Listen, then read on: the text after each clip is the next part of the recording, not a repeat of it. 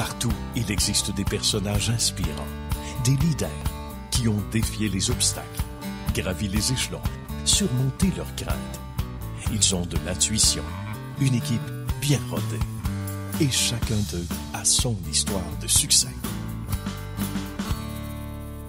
Bon vendredi matin à tous, directement du Fire Grill Montréal, rue Stanley. Bienvenue à Histoire de succès. On lance ce week-end en Lyon avec des gens qui réussissent en affaires et vous allez comprendre pourquoi. Je vous présente d'abord Marc-André Lapierre qui est avec nous. Bonjour Marc-André. Bonjour. Merci d'accepter l'invitation.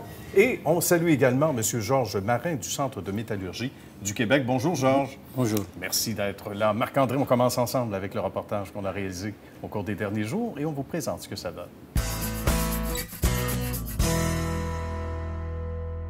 Marc-André et Pierre nous reçoivent dans leur univers. Comment ça va, messieurs? Très bien. Très bien, merci. Bien, merci de nous recevoir. On va parler du début de l'entreprise, comment tout ça a commencé. On recule de quelques années, hein? Des années qui passent vite. On recule de presque 15 ans. Oui.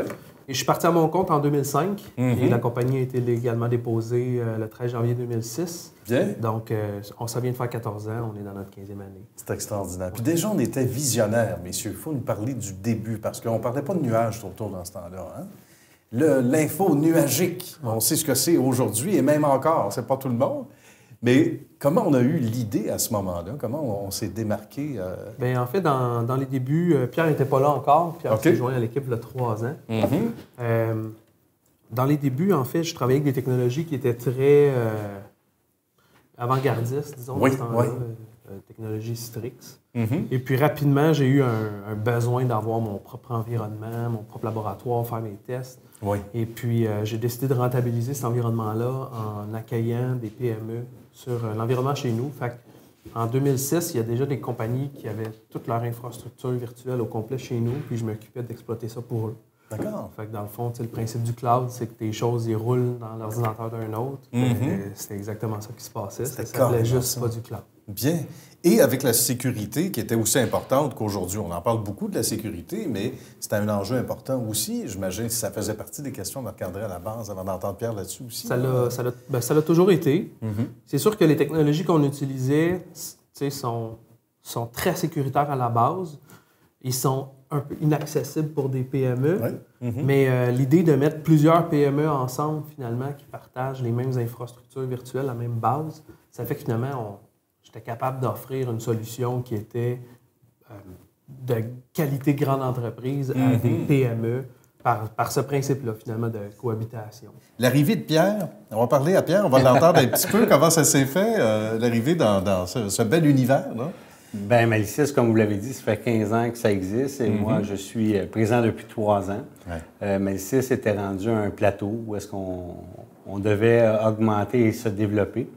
Et auparavant, j'étais dans les grandes entreprises et les grandes banques et j'ai amassé un bagage qui permet d'amener une certaine structure afin de développer l'entreprise à un niveau supérieur en nom et en client. C'est pas mal intéressant. Puis j'imagine qu'il y a toujours essai-erreur aussi. Quand on se fait un plan de match au début, on se dit « Ah, bien, ça va ressembler à ça ». Tout est dans la pédagogie. Quand on approche les gens à ce moment-là, puis même encore aujourd'hui, comme on dit, il y a de l'éducation à faire. Peut-être vous entendre tous les deux là-dessus. Marc-André, d'abord? Bien, c'est certain qu'en 2006, les notions d'envoyer ton environnement informatique chez quelqu'un, la virtualisation, c'était les premiers balbutiements. Oui, ça faisait 3-4 ans que ça commençait à être quelque chose. Pour les compagnies, c'était un peu du rocket science. Ah oui, c'est nouveau. Je pense qu'un des arguments qui a beaucoup aidé à l'approche, c'est que ça ne vient pas juste avec un service d'hébergement de système informatique, mais on avait aussi avec ça tout le customer service, support à la clientèle niveau 1, 2, 3, 24/7. Ça, c'est rassurant pour une entreprise aussi. Il y a un support là, derrière. Pour la PME, ça devenait pas juste des systèmes informatiques, mais c'était aussi une équipe qui était derrière et un département, finalement, informatique virtuel. Aujourd'hui, le discours a changé beaucoup parce que l'ère du temps fait en sorte qu'on parle plus de mettre tout dans le cloud puis avoir le moins de choses dans nos locaux. Donc, aujourd'hui, c'est certain que quand je vais avoir une compagnie, j'ai pas besoin d'y expliquer les bénéfices d'aller dans le cloud. Il y a déjà Microsoft, VMware, Strix, Amazon, Google qui font déjà ce discours-là. L'éducation est faite par les grands de ce monde. Fait que quand j'arrive, finalement, on vient avec notre valeur ajoutée, puis c'est là qu'on positionne vraiment nos services, notre customer service, soutien à l'utilisateur, bureautique informatique. Donc là, on vient avoir une valeur ajoutée que les gros clouds n'offrent pas. C'est un marché, je dirais, pour le Québec, un peu plus de proximité, finalement. On est proche de nos PME, on est proche de nos clients, on comprend leur réalité, puis on vient les aider à évoluer là-dedans. En terminant, ça va déjà trop vite. Qu'est-ce qu'on nous dit, qu'est-ce qu'on vous dit sur le terrain? Qu'est-ce que les gens vous mentionnent en termes d'appréciation? Ça doit revenir souvent, de se faire répondre en français. On n'est pas surpris là, quand on fait une entente avec vous, mais c'est quand même très important, et d'autant plus important quand c'est pour hier. Hein? Quand c'est quelque chose à régler, ou il y a une question, ça doit revenir souvent dans les commentaires. Bien, effectivement, le français est très important. On a une clientèle majoritairement francophone, et c'est une des raisons pourquoi qu'on est si près d'eux. On a le même langage. En TI, souvent, ça va être en anglais, mais nous, on offre les deux langues aussi, là, bien entendu. Voilà. Et au niveau de la qualité de nos services, c'est ça qui revient le plus souvent, la disponibilité, la qualité de nos services. Oui. Parce que chez Malicis, nos gens sont des gens qui sont permanents. C'est pas des gens, des pigistes comme les grands fournisseurs de services à contrat. Donc, on les suit de A à Z dans leur développement. On voit d'avance qu'est-ce qui s'en vient. On offre la formation en ce sens-là pour toujours être en avant de la parade. Et ça fait toute la différence chez nos clients. Donc, c'est une chose qu'on va entendre excessivement souvent, là, qui nous permet d'être dans la grande entreprise jusqu'à la petite PME. Voilà. Et les petites PME que vous voyez grandir, vous contribuez à la... C'est comme un enfant qu'on voit grandir, on contribue à son développement. Il doit avoir une fierté pour vous deux, là, particulièrement, puis pour l'ensemble de l'équipe. Puis c'est le fun parce que on est là pour les accompagner. Souvent, on en a qui commençaient, il y avait un bureau, puis... Au bout d'un an, il y avait 3 bureaux. Puis au bout de 2 ans, il y en avait aux États-Unis. Puis, comment je vais faire pour arriver à avoir ces bureaux-là? Bien là, on est là pour les accompagner. Puis on fait ça avec eux, finalement. Ça doit être très, très valorisant de travailler. On devient très, très important pour eux dans l'air du temps où est-ce qu'il y a une pénurie de personnel très importante. Justement, c'est vrai. Et on vient la combler par nos services. Il y a beaucoup d'entreprises qui ne savent plus comment faire ou comment négocier avec ça, puis ça va juste aller en augmentant cet inconfort-là. Tout à fait. Et Malicis vient pallier à cette problématique-là pour de la grande entreprise jusqu'à la petite PME. Excellent. Et ça rejoint, ça fait sourire bien des gens. Mais tant mieux. Bien, merci beaucoup, messieurs. Bonne suite de succès. Merci beaucoup. Merci d'avoir fait l'émission. C'était fort intéressant, Marc-André, avec la belle équipe sur place. Ça inspire Georges pour une question. Oui, la question t'est posée, Marc-André. Comment avez-vous réussi de vous tailler une place dans le marché? Eh bien, on est allé sur la voie de l'hyper-spécialisation. Dans le fond, ce qu'on a fait, c'est qu'on a recruté des jeunes plus juniors avec des seniors, puis on mise beaucoup sur la formation de notre équipe et de nos employés. Ce que ça fait, c'est que finalement, on est une équipe de 35 personnes excessivement spécialisées dans nos domaines de travail respectifs. Ce qui fait que finalement, notre place s'est taillée vraiment là, par notre réputation, par notre nom. Et ce que ça fait aussi, bien, ça vient aider à recruter des ressources, ça vient aider à se positionner dans le marché. T'sais, évidemment, là, on a un centre de surveillance qui roule 24/7. On a plusieurs équipements réseautiques. On commence à intégrer de l'intelligence artificielle aussi là-dedans pour analyser en temps réel différents points dans un environnement informatique pour voir s'il y a une déviance d'un certain point. Est-ce que c'est une anomalie? Est-ce que c'est une attaque? Donc, on a beaucoup de mécanismes qu'on a mis en place. C'est sûr, la sécurité en ce moment, c'est la préoccupation première en informatique là, pour l'année qui s'en vient et même, je dirais, le siècle, pas le siècle, mais la décennie. Donc, on a évidemment une approche toute particulière là-dessus. Les données sont dédoublées dans 2 centres de données en temps réel. On a pris les précautions. Et probablement que, comme en 2006, au début du nuage, déjà, pensé à l'époque chez vous, on avait déjà une longueur d'avance depuis des années, je suis certain qu'on en prend un soin jaloux. Un soin jaloux, évidemment, et ça amène des résultats là aussi spectaculaires, mon cher Marc-André, dans un tout autre secteur, celui de Georges et de sa belle équipe. Georges qu'on est allé rencontrer au cours des derniers jours, et on regarde ce reportage ensemble.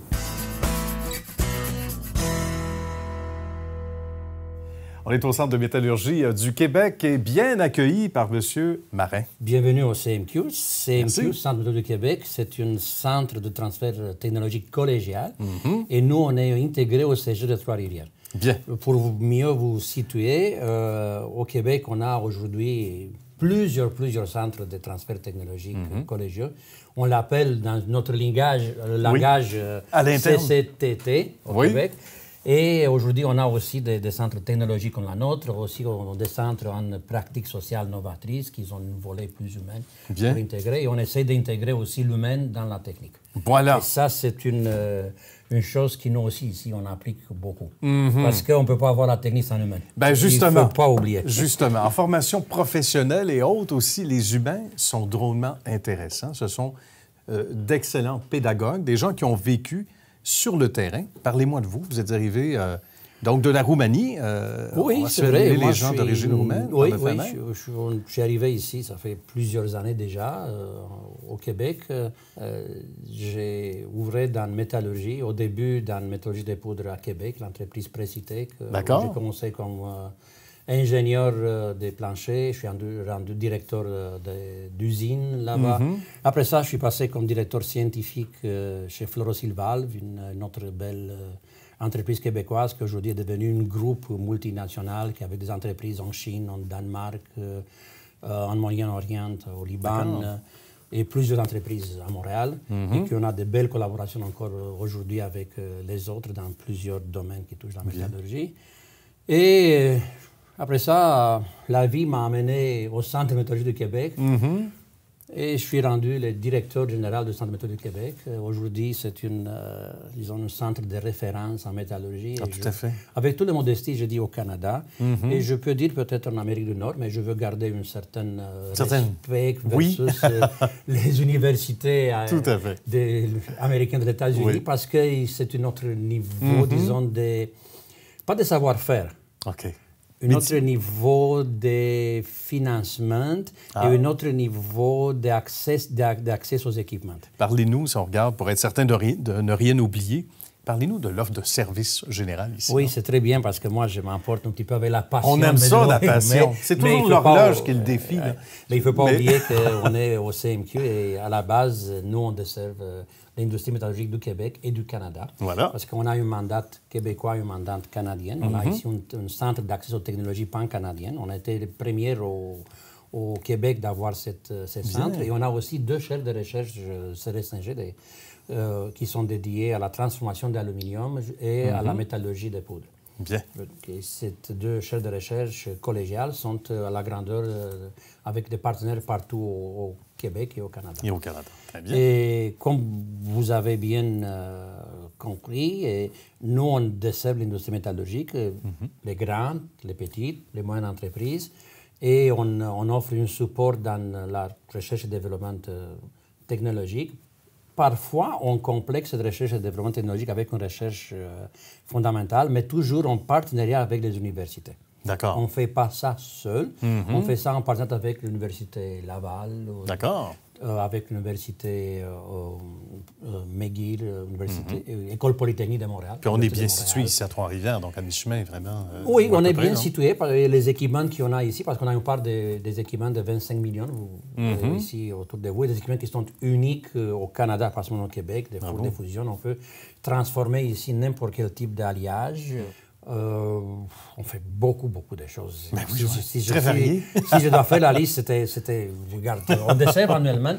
Je ne veux pas parler d'un nombre de projets qu'on fait, Oui. parce que ça, on dépasse 500. D'accord. Nombre d'entreprises, on est à 180, autour de 200 entreprises. Bravo, tout de même, là. Oui. C'est oui. colossal, là. C'est impressionnant. Beaucoup. Oui. C'est beaucoup. Et on est une équipe ici avec les professeurs de département de 47 autres. Et si j'ajoute une dizaine, une quinzaine des étudiantes qui viennent chaque année chez nous, que c'est au niveau universitaire ou au niveau collégial, on est une équipe de 55 personnes en moyenne.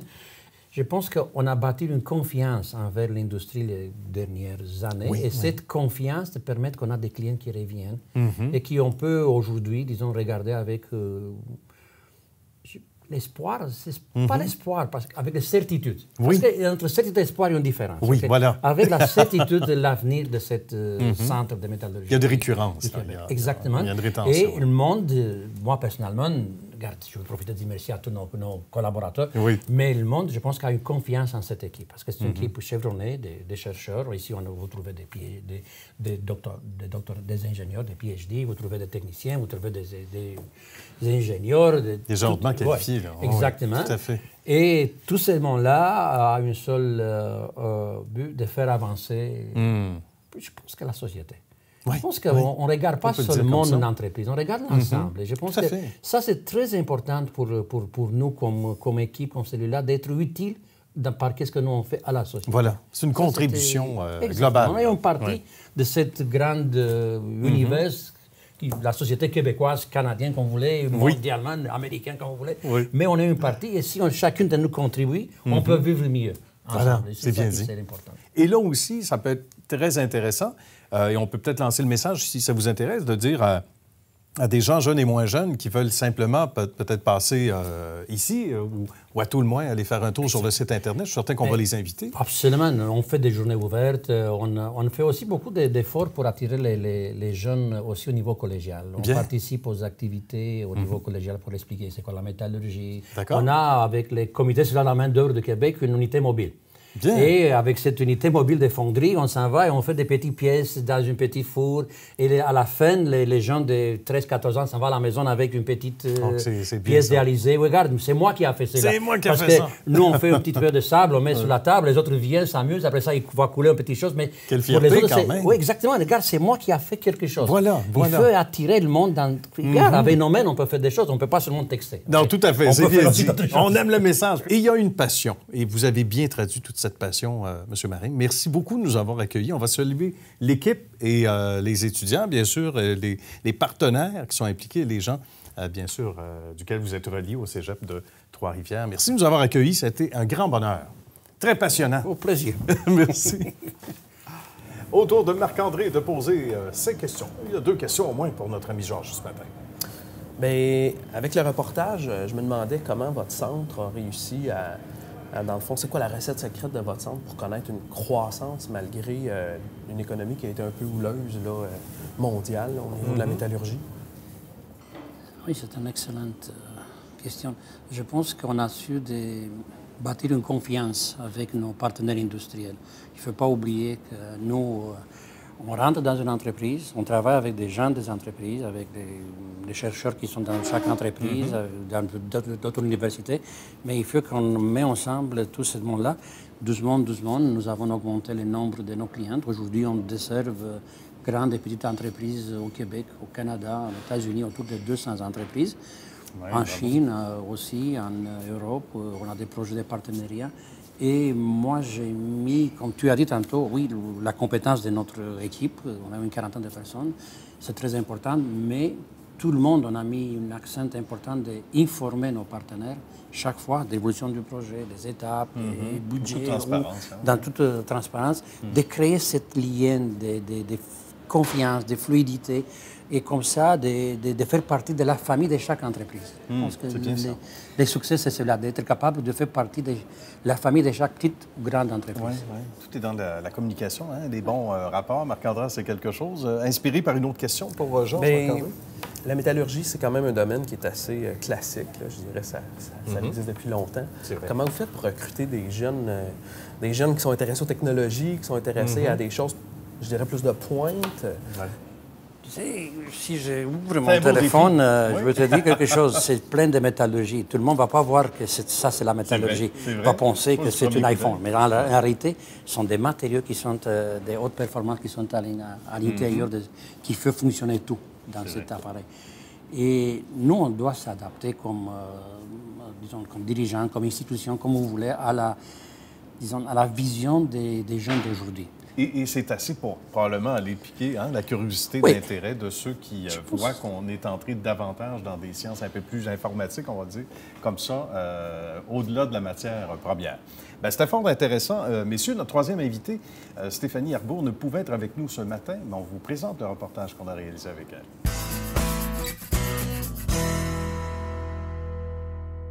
avec Stéphanie Arbour, d'une bannière du même nom qu'on connaît et qu'on adore. Bonjour Stéphanie. Bonjour. Ça va bien? Ça va très bien, merci. Ben Bienvenue. oui, merci beaucoup. Ça sent le neuf chez vous. C'est magnifique. On est sur le boulevard Chamédé à Laval. Exact. Donc, dans les mêmes lieux, je fais souvent l'analogie avec le sport à l'émission, parce que la vie, c'est du sport. Oui. Et il y a aussi beaucoup de stades de baseball ou de hockey qui ont été construits à la porte voisine. Vous autres, quand vous avez fait les rénovations, en fait, c'est une nouvelle bâtisse. Exact. Ça s'est fait sur les lieux mêmes, avec quelques problèmes logistiques, évidemment, parce qu'il faut s'organiser. Donc, ça demande... c'est là qu'on reconnaît les vrais. Ça demande des nerfs solides, là. Exact. Il faut avoir une bonne équipe, faut implanter des bons processus, parce que c'est sûr que déménager nos installations sur le même terrain pendant 8 mois...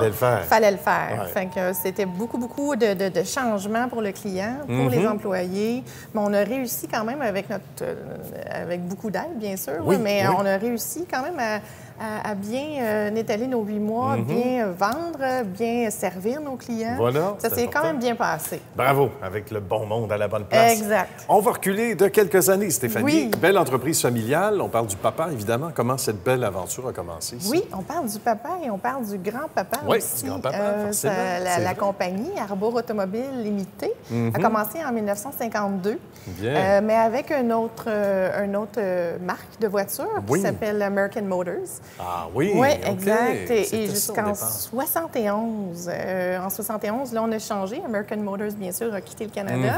c'est Et vrai. mon grand-père a acheté la bannière, la franchise Volkswagen. Merveilleux. Donc, depuis 71, on est en affaires. Et 71, si on recule dans le temps, qu'on l'ait vécu ou pas, qu'on l'ait vu en image, les New Beetle, évidemment, qui étaient, Exact. j'imagine, à peu près Exact. l'un des rares véhicules, parce qu'il n'y en avait pas beaucoup à l'époque. Oui. L'année 2000, ça a été une grosse année pour nous aussi. On a déménagé nos locaux du boulevard des Laurentides. On s'est localisé ici. Bien. On était une petite concession avec 25 employés. Et juste pour vous dire, aujourd'hui, on est rendu autour de 75 employés.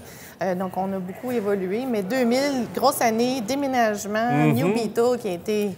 c'était des ventes C'était extraordinaires. la folie. Le retour de la New Beetle est adapté au goût du jour. Exact. Avant de parler de ce que représente Arbour ici aujourd'hui, il faut parler justement de la progression et dans ces belles entreprises familiales qu'on adore, qui ont la cote chez nous, qui ont une valeur ajoutée, Stéphanie. Il y a tout le côté adaptatif. Donc, de passation de pouvoir, d'abord du grand-papa au papa, et ensuite, pour vous autres, évidemment, ça s'est passé comment, là? Bien, ça se passe encore très bien. Oui. Mon père est encore dans la concession à ce jour. On travaille en équipe. Il y a mon frère aussi, Sébastien, qui est dans la compagnie. C'est sûr que c'est difficile travailler en famille, mais c'est toujours une plus-value pour l'équipe. Parce que c'est sûr qu'une entreprise familiale, ce que je me fais dire souvent par les gens qui travaillent avec nous, c'est que c'est très différent. On est là, c'est notre bébé, on travaille fort. C'est pas une compagnie externe qui a pris les rênes et puis qui vient pas voir les gens avec qui on travaille. Nous autres, on est là tous les jours. Donc, c'est dur, mais c'est une belle expérience.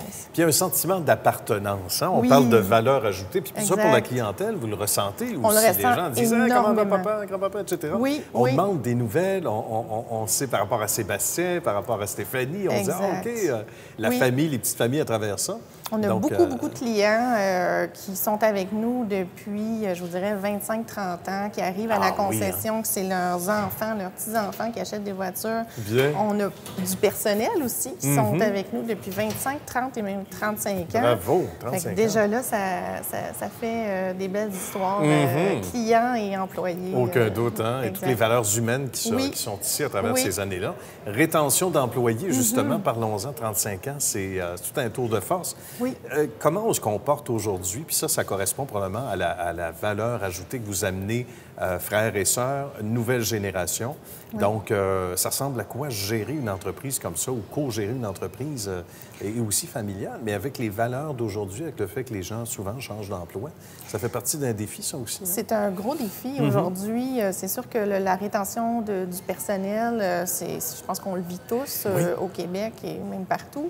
Mais c'est sûr que la plus-value, moi, c'est de comprendre un peu les enjeux du personnel avec qui qui on travaille, puis de les écouter, d'essayer de s'adapter, communiquer beaucoup, de leur offrir peut-être des plus-values de venir travailler chez Arbour. Mais c'est sûr qu'en ayant un roulement de personnel très bas. Bien, quand même, justement. J'ai beaucoup de gens qui viennent me voir en disant « Wow, on a une belle réputation ici chez Arbour là-dessus. » Et il y a une pile de gens qui veulent venir travailler, mais on essaie quand même. Hein? On se dit, il y a toujours des chances. Il faut parler aussi du fait que, évidemment, aujourd'hui, les temps changent. Oui, ça se passe beaucoup sur le web également, etc. Oui. Mais il n'y a rien de mieux que d'avoir un beau pigon sur rue comme ça. Ça crédibilise évidemment les opérations. C'est toujours nécessaire aussi, mais on sent que, même s'il y a peut-être un peu moins de gens qu'auparavant dans les concessionnaires, c'est là que toutes les valeurs humaines, l'approche, le côté service... C'est le nerf de la guerre. Le client, oui, c'est souvent sur le téléphone, par courriel, mais on essaie toujours d'aller chercher la touche humaine. Quand le client se présente de les amener ici, c'est là où on va montrer notre plus-value, notre côté humain. Surtout, c'est ce qu'on essaie de projeter beaucoup dans tout notre côté marketing. Puis, c'est sûr qu'en ayant une salle de monde plus grande, en améliorant la rénovation, c'était vraiment beaucoup, pour être plus grand. C'était une demi-peur de perdre un peu l'effet de proximité. Oui, c'est vrai qu'on peut penser à ça. Exact. Ça n'a pas été le cas, là, non, à date, je vous dirais que ça va bien. Bon, on entend des gens rire. Oui, c'est ça. On a du temps. On est bien. Les gens sont très, très heureux. Comment on dessine l'avenir maintenant? Parce qu'on a vécu, donc, on disait, un gros boom avec Internet. Les gens, de plus en plus, reviennent et veulent se sentir, surtout en termes d'un achat, de location, quelque chose d'aussi important qu'un véhicule. Hein? Ça nous accompagne une bonne partie de notre vie. Oui. Mais qu'est-ce qui se dessine ces prochaines années? Comment on gère finalement les nouveaux défis? Ça se fait au quotidien, Stéphanie? Ça se fait au quotidien. Je vous dirais que c'est de faire le suivi. Le suivi, c'est la clé. C'est vraiment de rappeler nos clients, de leur dire on est présent, on est là. Puis de l'expérience, parce qu'on ne voit pas souvent nos clients. On les voit suite à l'achat, peut-être 2 fois par année, lors du changement de pneus. C'est de maximiser cette situation-là, cette heure et demie-là qu'on voit notre client, de leur montrer c'est une plus-value de venir chez Arbour, puis c'est de l'expérience humaine, puis un bon service. Oui, voilà, comme un ange gardien qui vous suit sur la route tout au long de vos distances, vos destinations. Oui. Stéphanie, ça a été un grand plaisir. Merci beaucoup de nous avoir accueillis. Merci beaucoup. Bonne suite des choses. Salutations à la famille. C'est gentil, merci. Merci. Lunettes Dépôt a pour mission d'aider les adultes qui effectuent un retour à l'école et dont la situation financière est difficile, pour leur permettre de se concentrer sur leur réussite académique, la tête tranquille. Visitez le site web lunettes-dépôt.ca pour de plus amples détails et pour connaître l'emplacement le plus près de chez vous. Lunettes Dépôt, pour une meilleure vision du futur. Merci à nouveau à Stéphanie Arbour. Ça a été fort intéressant. Tout comme avec vous, messieurs, on ne saurait vous laisser partir sans vous demander vos sites web respectifs. D'abord, Marc-André. Malicis.com, MALICIS.com. Tout simplement. Très simple. Pour tous les détails et ceux qui veulent en apprendre davantage, tout comme c'est le cas chez vous, mon cher Georges. cmqtr.qc.ca. Très bien. Merci beaucoup à vous deux. C'était un bonheur de vous recevoir à Histoire de succès. Et merci à vous d'avoir été là, chers amis. On vous souhaite un fort bon week-end à notre antenne. Bye bye.